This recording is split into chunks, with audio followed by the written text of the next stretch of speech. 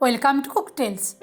আজকে আমি আপনাদের সাথে শেয়ার করে নিচ্ছি ফুলকপি বড়ি দিয়ে পাবদা মাছের রেসিপি। রান্নাটা শুরু করার আগে আমি একটা মশলার পেস্ট তৈরি করে নিচ্ছি। সেজন্য একটা পাত্রে নিচ্ছি আদা বাটা, হলুদ গুঁড়ো, কাশ্মীরি লঙ্কা গুঁড়ো, জিরে গুঁড়ো আর ধনে গুঁড়ো। সামান্য জল দিয়ে একটা স্মুথ পেস্ট তৈরি করে নেব।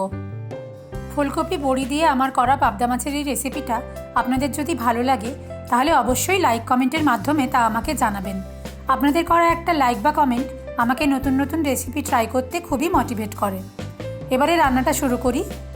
কড়াতে সর্ষের তেল গরম করে নিয়ে সবার আগে ডালের বড়িগুলো ভালো করে ভেজে তুলে রাখবো।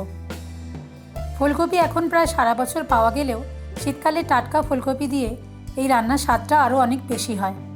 পুরো রান্নাটা আমি কিভাবে করি তা জানতে ভিডিওটি শেষ অবধি দেখতে থাকুন।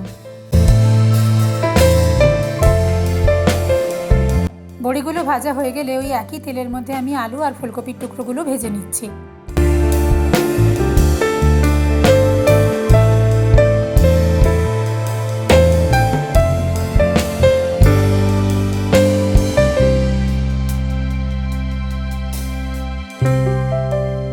কড়াইতে মিনিট 5 চাপা দিয়ে রাখলাম, তাতে আলু আর ফুলকপি ভাজাটা একটু তাড়াতাড়ি হবে।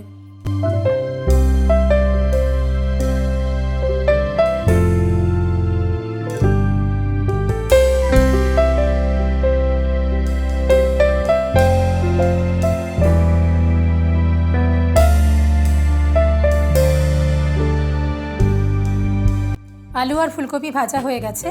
এবারে কড়াতে আরও কিছুটা তেল দিয়ে ওর মধ্যে আগে থেকে নুন হলুদ দিয়ে মাখিয়ে রাখা পাবদা মাছগুলো আমি ভেজে নেব।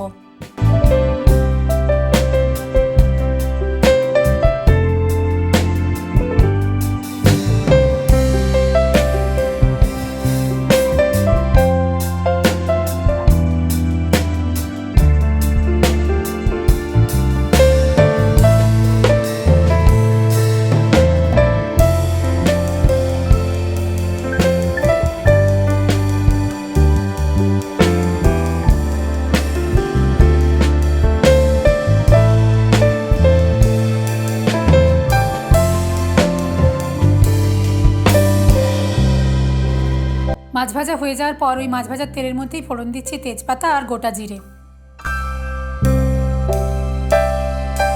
এরপরে পেঁয়াজ কুচি দিয়ে ভাজতে হবে যতক্ষণ না পেঁয়াজটা রং পরিবর্তন করে স্বচ্ছ হয়ে যায়।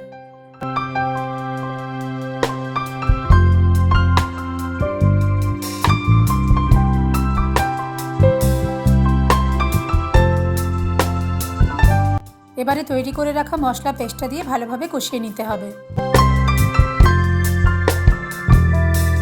কষাতে কষাতে যখন মশলা থেকে তেলটা আলাদা হয়ে আসবে তখন এর মধ্যে দিয়ে দেবো টমেটো কুচি আর চেরা কাঁচা লঙ্কা। টমেটোটা নরম হয়ে যাওয়া পর্যন্ত ভালোভাবে কষিয়ে নেব। স্বাদ মতো নুন দিয়ে দিলাম, এতে টমেটোটা তাড়াতাড়ি নরম হয়ে যাবে।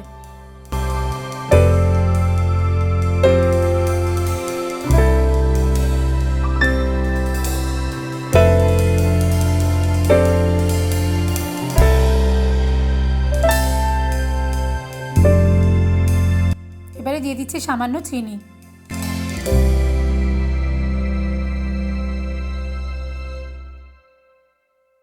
মশলাটা কষিয়ে নেওয়ার পরে এর মধ্যে আগে থেকে ভেজে রাখা আলু আর ফুলকপির টুকরোগুলো দিয়ে মশলার সাথে ভালোভাবে মিশিয়ে নিতে হবে।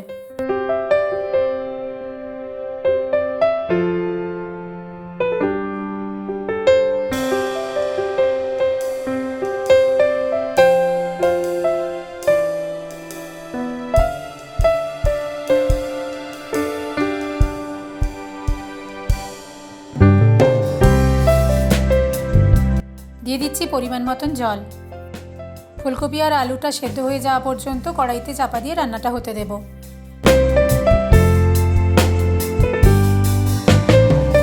এবারে দিয়ে দিলাম ভেজে রাখা পাবদা মাছগুলো। পাবদা যেহেতু খুব নরম মাছ তাই খুব বেশিক্ষণ গ্রেভির সাথে এটাকে রান্না করার দরকার নেই।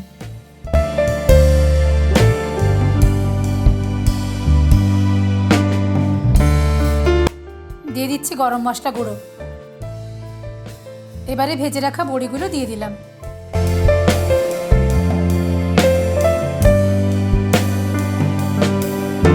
সব শেষে একটা ভাজা মশলা দিয়ে গ্যাসটা অফ করে দেব।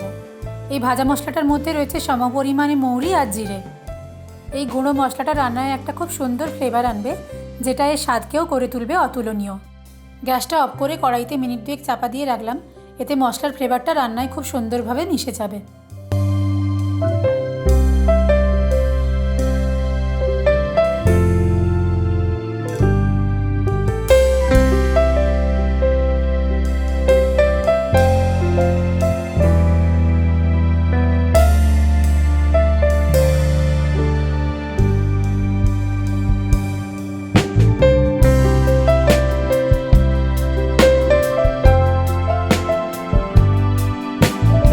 তৈরি হয়ে গেছে আমাদের আজকের রেসিপি ফুলকপি আর বড়ি দিয়ে পাবদা মাছ।